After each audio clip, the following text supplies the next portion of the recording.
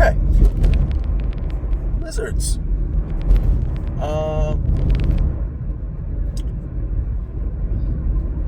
My earbud away. Yeah, lizards. So let's see. One thing right off the bat, I was thinking about the difference in our DM prep style, I guess. I grabbed two of the two documents I used for the last Site 27 mission, and I redacted them a little bit. I want to send them to you so you can. This isn't not in like a, oh, you should prep this way. It's just like, I don't know, just a difference. And it's really just a funny thing, I guess, because I know you prep harder than I do. Like, you plan more things out, but that's just a difference in our styles. Like, with my more improvisational style, I do occasionally get stumped. I'm like, oh fuck, what do I do now? But it's par for the course. That's kind of how it works. But anyway, not the point of this video.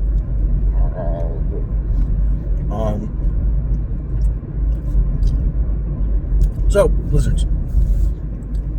Right off the bat, the tar lake was weird because, one, it's a weird ecological thing. I guess it occasionally catches fire sometimes from lightning or something else, and burns for a while. But I don't know. Big Lake of Tar is weird. There's magic and shit.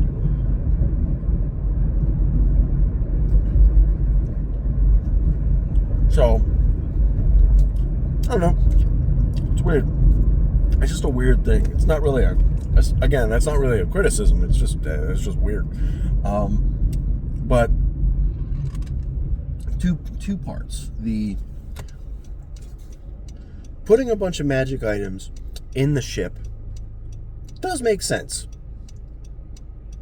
But, and yeah, like you said, it kind of drug on, but it drug on in that way of, okay, this isn't totally in the hands of the players, and they're going to bumble around a little bit, because we're also getting back into these characters and getting back into a game, because our last game was fucking goblins with a fat ass. Like, that's all that game is, just bumbling around and fucking getting up to fucking nonsense. So, getting into a more, like, actual characters again. So, it's kind of, it is what it is, but, like, everybody's got to warm up. But that's one of the particular problems for this particular table. If you leave Nox alone long enough, he will fuck something up. He just went, oh, fire, that's a good idea. Oh, no. Now, I don't know exactly what kind of tar this is. If it's like a La Brea tar pit situation. I don't know if those are directly flammable, because I think those are a petroleum oil reserve derivative, right? The tar pits, that type of thing. I don't know if they'll like readily burn though, because something like diesel fuel, it's a good fuel. The problem is, you can't really burn it with like a lighter. You need to burn it in like a specific engine with like specific pressure and that kind of thing. It's not going to just light on its own. So I don't know how exactly that would work with tar or what it's made. These lizards aren't scientists. We're not going to find this out. The rat fight was funny. Probably the most directly dangerous thing we've actually come into contact with, because that thing just did a ton of damage. Thankfully, Levi has crits on demand, on tap whenever he wants. So we managed to kill it. The exploding Broodmother was also kind of funny. I wonder if that could have been foreshadowed. Like maybe the small rats explode too. Like maybe dial back their normal damage a bit. Like their bite just does a D4 plus whatever instead of 2D4. And then they all explode when they die. That could have been cool. Also prevent Softy from eating them. But that's just musings. But it was a good fight. Like, I don't really have any complaints. Maybe the tail grappling is weird, because that's not something I really like envision a rat doing, like grappling something with its tail. It's very rarely depicted as prehensile, even in like cartoons or anything. So I don't know, maybe it was weird. Not a bad thing. It's a good thing to add to a monster.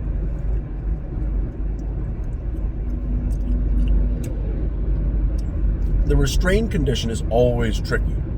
I don't always like to give that to players, like do that to players on a, like on a hit with no save. I don't really want to restrain them. Grappling, yeah, it's fine. But not necessarily restraining them. I don't really like to do that. At least without a save.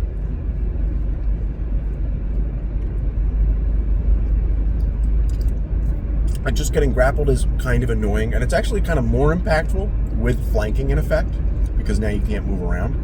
And that's cool. I like that. But maybe restrained is too much, but it didn't really matter. For a variety of reasons. Always got to remember what's going on. It's tricky. I forgot to. Anyway. Then we had a rest. Nothing really happened. We saw some shit.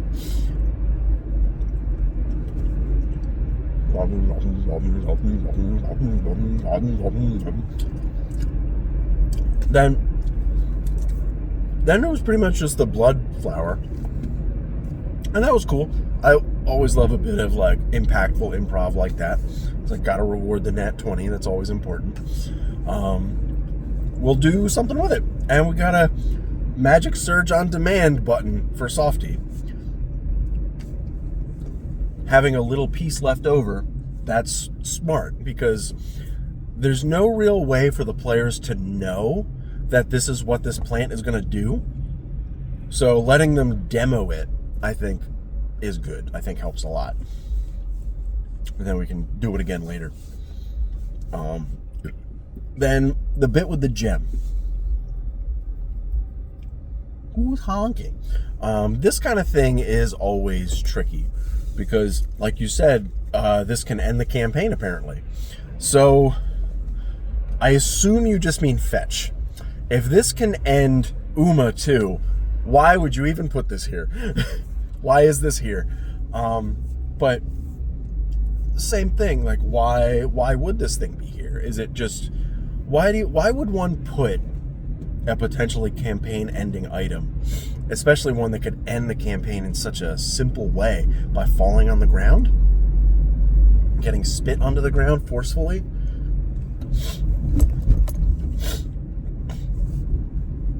That it could break open and unleash something? Tricky. Like, is this the real point of fetch? Like, this is what we're really doing, and the whole move a box is kind of secondary to this potential world-ending gem? I don't know. But you do always have to be careful with items like that. I think a regular party would have been more wary of this gem, because a regular party would have at least somebody that can be like, oh, let me magic at this. Oh, I'll identify it. It's a gem. It has something in it. It's at least valuable and fragile. Let's keep it safe. Whereas this party is a bunch of lizard fuck-ups. So, and Softy. So, it's tricky. But that's also why you let one of the other more cognizant characters make a deck save to try to save that item. Like, okay, good. Yeah, that makes sense. Add some stopgaps, but doing something like that and having it kind of hinge on a few saving throws, that's always risky. The campaign could have ended right there. And that is what it is. If you're fine with it, I'm kind of fine with it, but for something like Fetch, yeah, it's whatever. It's a whatever game. It doesn't matter. It's got some implications, but it kind of doesn't matter. So you can kind of throw that shit around, but it makes me think of certain other DMs that are perfectly willing to put a deck of many things in the hands of a level 3 party and then act kind of surprised when the campaign when this whole party dies because of the deck of many things. That's just, you can't do that type of shit and not at least be prepared for the consequences, which is the problem. So,